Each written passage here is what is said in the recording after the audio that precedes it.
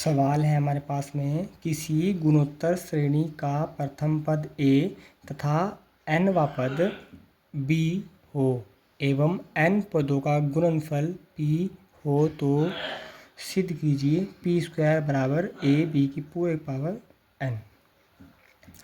हम हल करते हैं। यहाँ पे दिया है हमारे पास दिया क्या है, प्रथम पद a, और हम मान लेते हैं यहाँ पे सारा अनुपात श्रेणी का r है।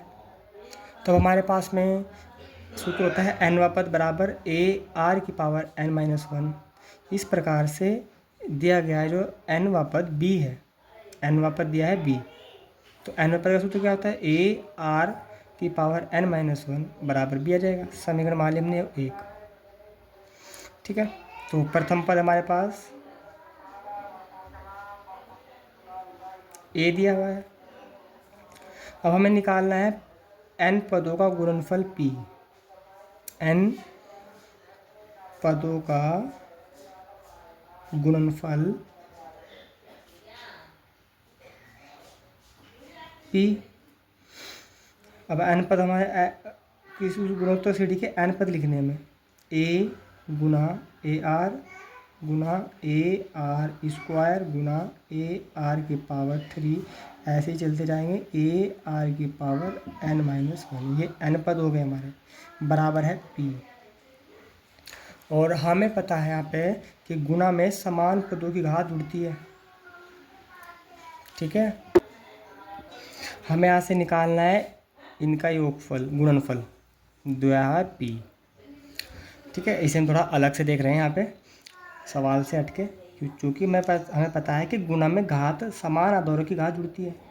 गुणा में समान पदों की घात जुड़ती है। जैसे यहाँ पे a है ना, यहाँ तक जा रहा है, तो इनकी घात सबकी एक एक है, वो सब कुछ जुड़ करके आनी है। ठीक है, ये हमारे पास n पद हैं, टोटल ये n पद है हमारे पास में। तो a की घात यहाँ पे कितनी है, 1, यहाँ पे भी 1, यहाँ पे भी 1, ऐसे ही चलते जाते हैं, यहाँ पे n तक जा रही है n पद।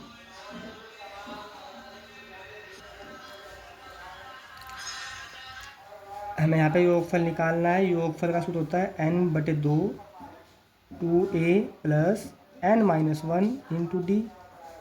n का मान यहाँ पे n ही है बटे 2, और 2a का मान 1, a का मान 1 प्लस n-1 और d का मान, इसमें से इसे घटा के निकालते हैं दूसरे पद में से पहला पद घटा करके, 1 में से 1 जाके बचेगा 0।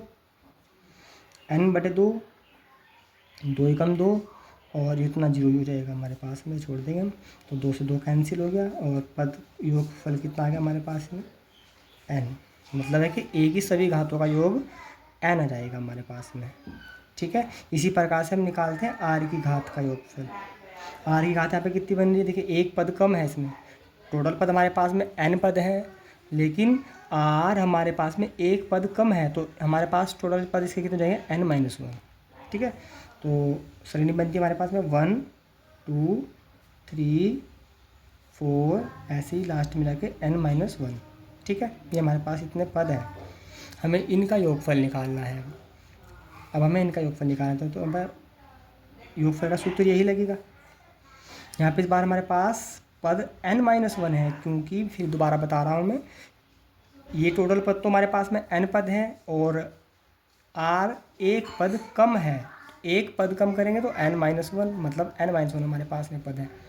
ठीक है, तो अब हमें इसका योगफल निकालना है। सूत्र यही रहेगा, n का मान n-1 बटे 2 और 2a का मान 1, मतलब प्रथम पद, प्लस, और पद हमारे पास कितने हैं, n का मान इस बार n-1 चल रहा है, तो n-1 और d का मान 1 है। यहाँ पे माइनस का 1 1 हो रहा है, क्योंकि n का मान n-1 है और ये माइनस का 1 सेम रहेगा।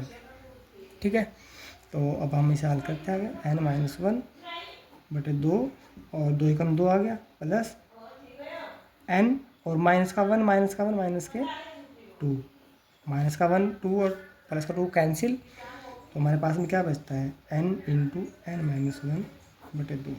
ये तो a की घात का योगफल है, n है। ठीक है, और ये r की घात का योगफल है। ठीक है,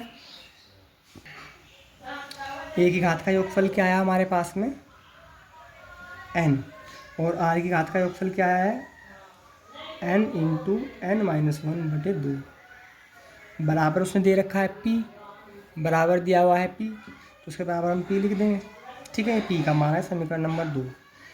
अब हमारे पास में सिद्ध करने के लिए उसने कहा है p² बराबर ab की पावर n, इसमें से हम LHS ले लेते हैं। हमें सिद्ध करना है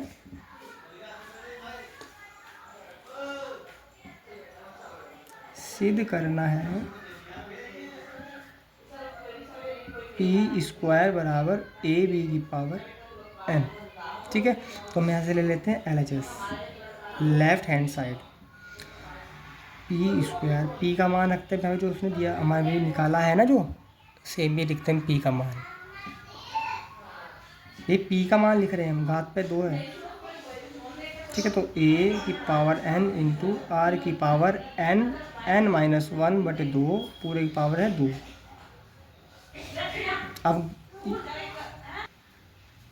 यदि घात की घात होती है इनके आपस में गुना करते हैं हम, यहाँ पे a की घात n उसकी घात 2, तो गुना करेंगे तो क्या आएगा, a की पावर 2n इंटू r की पावर यहाँ पे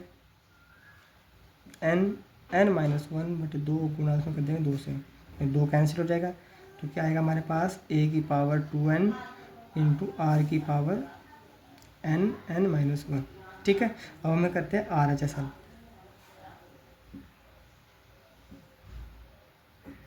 RHS हमारे पास में क्या है, ab की पावर n, ab की पावर n बराबर, a का मान तो प्रथम पद है हमारे पास, प्रथम पद a ही है, और b का मान हमने यहाँ पे निकाला है ये।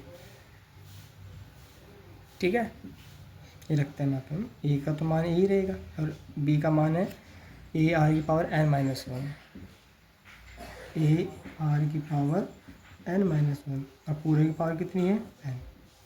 ठीक है, a की गुना में a में करेंगे तो कितना आएगा, a² इंटू a, नहीं a तो यहाँ पे इसकी गुना हो गई है तो r है, अब इनकी गुना कर देंगे बस में, a की पावर 2n आएगा इंटू r की power n into n minus 1। देखिए हमारे पास दोनों समीकरण सेम आ गई है। ठीक है, अतः LHS बराबर RHS, या p² बराबर ab की पावर n। ठीक है, धन्यवाद।